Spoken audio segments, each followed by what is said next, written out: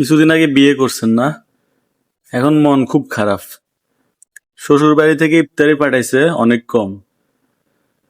পাশের বাড়ির চাচি এসে বলতেছে আমার ছেলের শ্বশুর বাড়ি থেকে এর থেকে আরো বেশি 10 গুণ পাঠাইছে।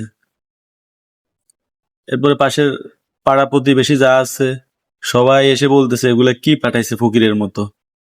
আর এই কথা শুনে আপনারও মন খারাপ, রাগ করতেছেন, একবার বউয়ের সাথে, শ্বশুর শাশুড়ির সাথে, সবার সাথে রাগারাগি করতেছেন। ভাই, আপনি একটু বোঝার চেষ্টা করেন। আপনার শ্বশুর একজন গরিব মানুষ। আপনার শ্বশুর তাদের সংসারটা হয়তো কোনো রকম চালাতে পারে নিজে যা ইনকাম তা দিয়ে।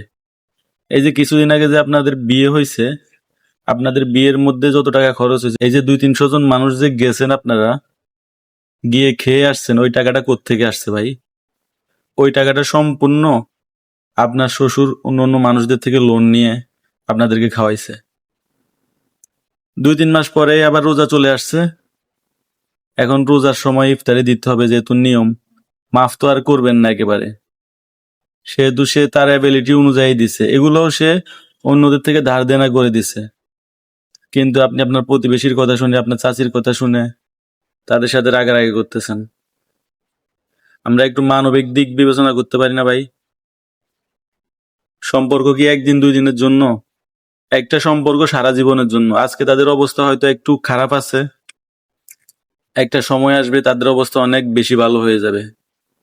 আজকে আপনি হয়তো এক্সপেক্ট করতেছেন 10,000 টাকা বা 15,000 টাকার ইফতারি আপনাকে দিবে, কিন্তু দেখবেন তাদের অবস্থা যখন ভালো হয়ে যাবে তখন লাখ লাখ টাকার উপকার হচ্ছে তাদেরকে দিয়ে আপনার।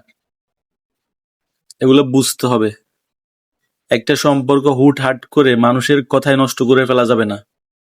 আর পাড়া প্রতিবেশীরা থাকেই আপনাদের মধ্যে, আপনার ফ্যামিলির মধ্যে দ্বন্দ্ব লাগিয়ে দেওয়ার জন্য। পাড়া প্রতিবেশীর কথায় কখনোই নিজেদের মানুষদের সাথে সম্পর্ক খারাপ করা যাবে না।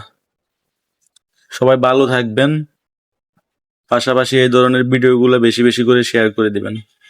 আসসালামু আলাইকুম।